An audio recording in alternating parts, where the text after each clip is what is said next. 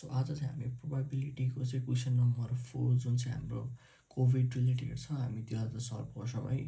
So फर्स्टमा चाहिँ हामी क्वेसन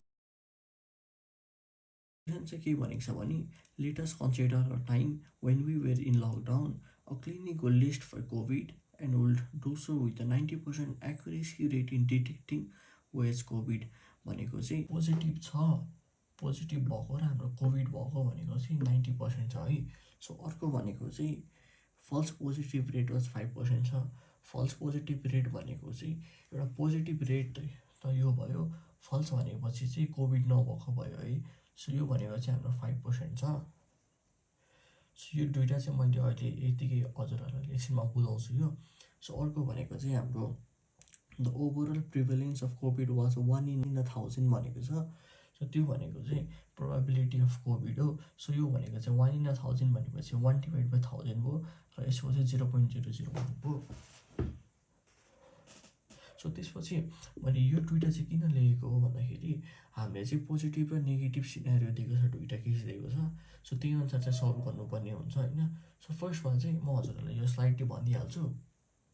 सो हाम्रो सपोज ए नट भनेको त हाम्रो 1 - a हो नि त। त्यस्तै हाम्रो सपोज अब यहाँ हजुरहरूले के देख्नुहुन्छ भने हाम्रो प्रोबेबिलिटी अफ नेगेटिभ भन्न सोचौँ होइन। प्रोबेबिलिटी अफ नेगेटिभ भनिसकेपछि चाहिँ हाम्रो 1 - प्रोबेबिलिटी अफ पोजिटिभ आउँछ कि आउँदैन हजुरहरूले यसरी सोच्नु त। भन्नाले हाम्रो नेगेटिभ छ भनेपछि हाम्रो नेगेटिभ चाहिँ यसलाई सम्झिनु, अनि यो भनेको चाहिँ 1 - हाम्रो पोजिटिभ हाम्रो यो हो नि त पोजिटिभ कम्प्लिमेन्ट भनेपछि त 1 - a हुन्छ। त्यस्तै भने जस्तो म चाहिँ इक्जाम्पल दिन खोजेको। सो नेगेटिभ भनेको चाहिँ 1 - प्रोबेबिलिटी अफ पोजिटिभ भयो होइन। सो त्यस्तै गरी प्रोबेबिलिटी अफ नेगेटिभ र कोभिड भएको भनेपछि चाहिँ 1 - प्रोबेबिलिटी अफ पोजिटिभ र हाम्रो कोभिड भएको भयो नि त।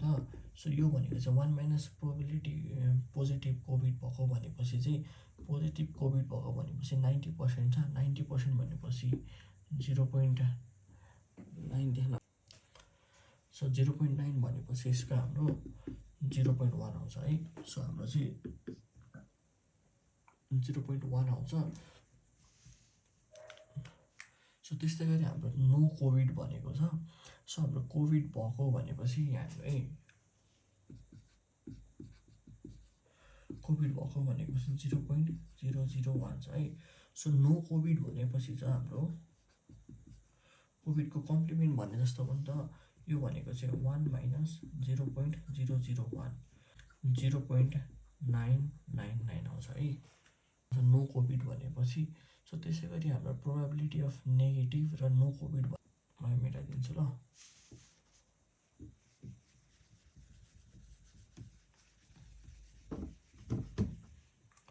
सो त्यस्तै गरी हाम्रो प्रोबेबिलिटी अफ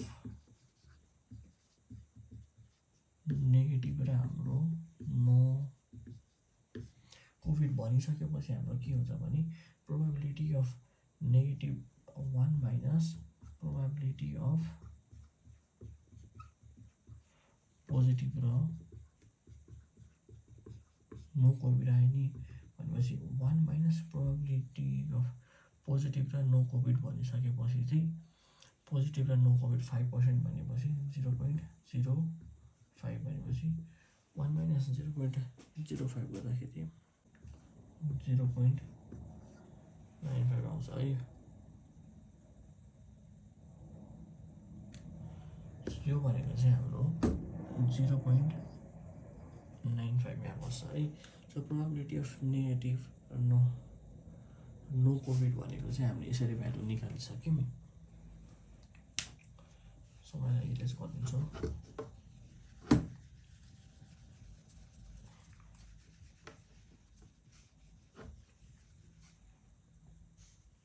सो त्यसपछि चाहिँ अब हामी क्वेसनतिर लागौँ है। सो फर्स्टमा चाहिँ पोजिटिभ टेस्ट गर्दाखेरि चाहिँ डिजिज हुने चान्स के छ भनेर भनेको छ है। सो त्यसको लागि चाहिँ हामी प्रोबेबिलिटी अफ पोजिटिभ र कोभिड भनेको चाहिँ यसको फर्मुलामा यहाँ लेखिदिन्छु प्रोबेबिलिटी अफ पोजिटिभ र हाम्रो कोभिड भएको इन्टु प्रोबेबिलिटी अफ कोभिड भएको बाई प्रोबेबिलिटी अफ पोजिटिभ छ है। सो यसपछि चाहिँ हामी हाम्रो प्रोबेबिलिटी अफ कोभिड त छ है, प्रोबेबिलिटी अफ पोजिटिभ कोभिड त छ, हाम्रो प्रोबेबिलिटी अफ कोभिड पनि छ, हाम्रो प्रोबेबिलिटी अफ पोजिटिभ त हाम्रो दिएको छैन। अब हामीले चाहिँ प्रोबेबिलिटी अफ पोजिटिभ चाहिँ हामीले फाइन्ड गर्नुपर्ने हुन्छ। सो फर्स्टमा चाहिँ म यहाँ लेखिदिन्छु है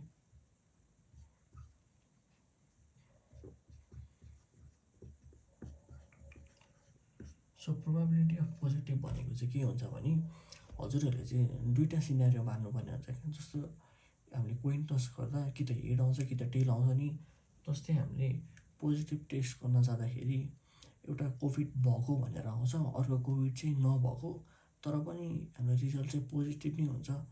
रिजल्ट चाहिँ पोजिटिभ छ तर कोभिड भएको, रिजल्ट चाहिँ पोजिटिभ छ तर कोभिड नभएको क्या, भएको र नभएको केसमा आउँछ। सो यसको लागि चाहिँ हामीले प्रोबेबिलिटी अफ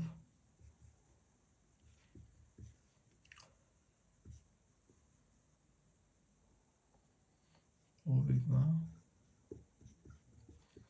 कोभिड भएको इन्टु प्रोबेबिलिटी अफ कोभिड भएको plus probability of no covid, covid चाहिँ नभएको तर हाम्रो रिजल्ट चाहिँ पोजिटिभ आएको हुन्छ है, into probability of no covid आउँछ है। सपोज हेर्नु है हजुरहरूले यति चाहिँ फोकस गर्ने, पहिला हामीलाई मेन चाहिने भनेको चाहिँ यही नै हो है। यति बुझ्नुभयो भने चाहिँ हजुरहरूको जो सबै न्युमेरिकल सल्भ हुन्छ। सो प्रोबेबिलिटी अफ पोजिटिभ भनेको चाहिँ हाम्रो एउटा कोभिडको चाहिँ एउटा पोजिटिभ टेस्ट हुन्छ र अर्को भनेको चाहिँ इन्टु यो प्रोबेबिलिटी अफ कोभिड गर्नुपर्ने हुन्छ हजुरहरूले। सो अर्को चाहिँ कोभिड भएको छैन तर पनि हाम्रो रिजल्ट चाहिँ पोजिटिभ नै आएको छ, बुझ्नुभयो। सो त्यसपछि अब हामीले प्रोबेबिलिटी अफ कोभिड चाहिँ पोजिटिभ भएको भनेको छ। सो हाम्रो यो चाहिँ एन्ड हुन्छ, एन्डले चाहिँ A and, so A and B र बी एन्ड भए चाहिँ त्यति फरक चाहिँ पर्दैन है। कोभिड चाहिँ पोजिटिभ हुँदाखेरि चाहिँ हाम्रो 0.9 हुन्छ इन्टु प्रोबेबिलिटी अफ कोभिड भनेपछि चाहिँ 0.001 आउँछ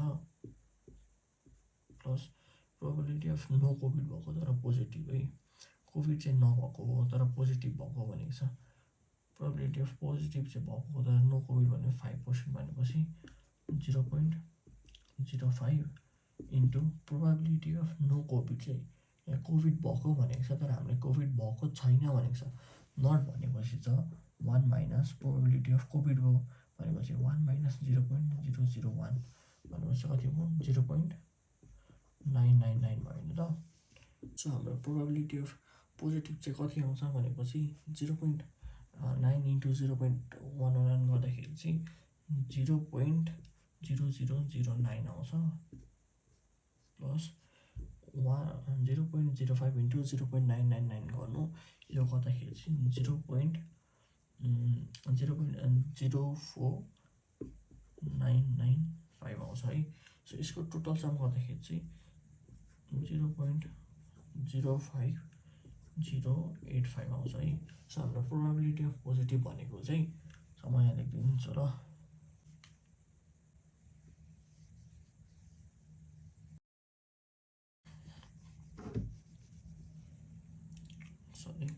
हजुरहरूले चाहिँ साह्रै हाल्नु है।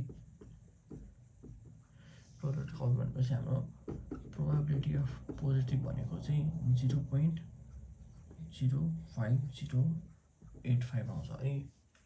सो प्रोबेबिलिटी अफ हाम्रो पोजिटिभ आयो नि।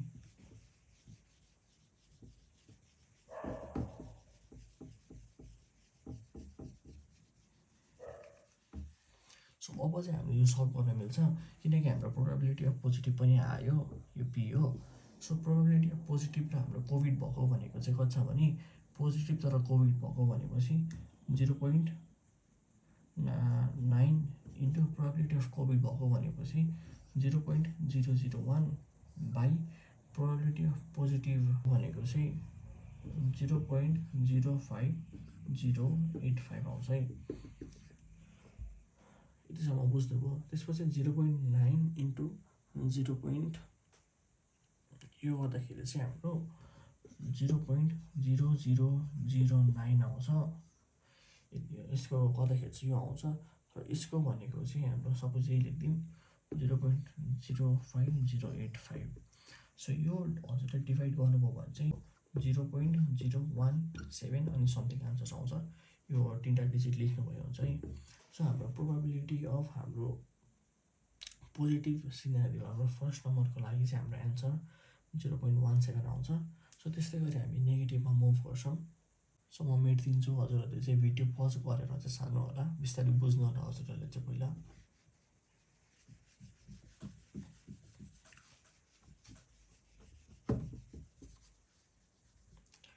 सो हाम्रो प्रोबेबिलिटी अफ पोजिटिभ आयो। त्यस्तै हामीले प्रोबेबिलिटी अफ नेगेटिभको लागि पनि गर्नुपर्ने हुन्छ। सो हाम्रो प्रोबेबिलिटी अफ नेगेटिभ छ र हाम्रो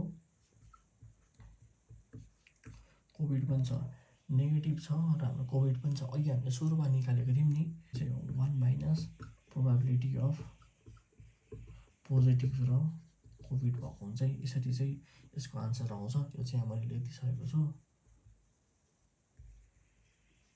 सो त्यसपछि हामीले यसको फर्मुला भनेको चाहिँ प्रोबेबिलिटी अफ नेगेटिभ र कोभिड भएको इन्टु प्रोबेबिलिटी अफ कोभिड भएको बाई प्रोबेबिलिटी अफ, यहाँ चाहिँ हाम्रो नट ह्याभिङ डिजिज भनेर भनेको छ। सो यहाँ नो कोभिड भनेर लेखिदिन्छु है म, नो कोभिड। यो चाहिँ बुझ्नु होला। नो कोभिड भनेको पनि अघि हामीले फर्स्टमा निकालिसकेको छौँ। सो यसको लागि चाहिँ हाम्रो फेरि पी नेगेटिभ निकाल्नुपर्ने हुन्छ। अघि हामीले पी पोजिटिभ गरे जस्तै पी नेगेटिभ निकाल्नुपर्ने हुन्छ। सो पी नेगेटिभको लागि चाहिँ प्रोबेबिलिटी अफ नेगेटिभ लेख्छु। सो यो भनेको चाहिँ प्रोबेबिलिटी अफ नेगेटिभ भएको र हाम्रो कोभिड भएको इन्टु प्रोबेबिलिटी अफ कोभिड भएको प्लस यो भनेको चाहिँ एन्ड हो, यो भनेको चाहिँ नेगेटिभ हो है। यो नेगेटिभ भएको तर कोभिड भएको। त्यसपछि चाहिँ हाम्रो अर्को के छ भने प्रोबेबिलिटी अफ नेगेटिभ तर no covid into probability of no covid. बुझ्नुभयो हजुरहरूले। सो प्रोबेबिलिटी अफ एन्ड नेगेटिभमा कोभिड भएको र नेगेटिभमा चाहिँ कोभिड नभएको। सपोज कस्तो सिनेरियो हुन्छ भने नेगेटिभ हुन्छ तर रिजल्ट हेर्दाखेरि चाहिँ हामीले कोभिड भएको आइदिरहेको हुन्छ। सो अर्को सिनेरियोमा चाहिँ नेगेटिभ भएको हुन्छ तर कोभिड पनि हुँदैन है। सो यसको केसमा चाहिँ हामीले कसरी सल्भ गर्ने भन्दाखेरि प्रोबेबिलिटी अफ एन कोभिड भनेको चाहिँ एन कोभिड भनेको त हाम्रो एन कोभिड भनेपछि 0.1 भयो इन्टु प्रोबेबिलिटी अफ कोभिड भनेको कति छ हेर्नु ल। प्रोबेबिलिटी अफ कोभिड भनेको चाहिँ 0.001 छ प्लस प्रोबेबिलिटी अफ एन तर नो कोभिड भनेपछि 0.95 into probability of no covid छ भनेपछि कोभिड छ नो कोभिड भनेपछि 1 माइनस यो भनेको चाहिँ 1 माइनस 0.001 हुन्छ। यो भनेको चाहिँ 99 हुन्छ है। यति त बुझ्नुभयो हजुरहरूले। सो प्रोबेबिलिटी अफ नेगेटिभ निकाल्नको लागि चाहिँ हामीले के गर्नुपर्छ भने यो भनेको त 0.0001 भयो प्लस यो यति भनेको चाहिँ हाम्रो कति आउँछ भने 0.94905 आउँछ। र यसको सम गर्नुभयो भने चाहिँ हजुरहरूलाई फाइनल आन्सर 0.94915 आउँछ है, 94915 आउँछ है। सो हाम्रो प्रोबेबिलिटी अफ एन भनेपछि चाहिँ 0.94915 आउँछ है। सो यति हजुरहरूले बुझ्नुभयो। बुझ्नु भएन भने चाहिँ कमेन्ट गर्नु होला है।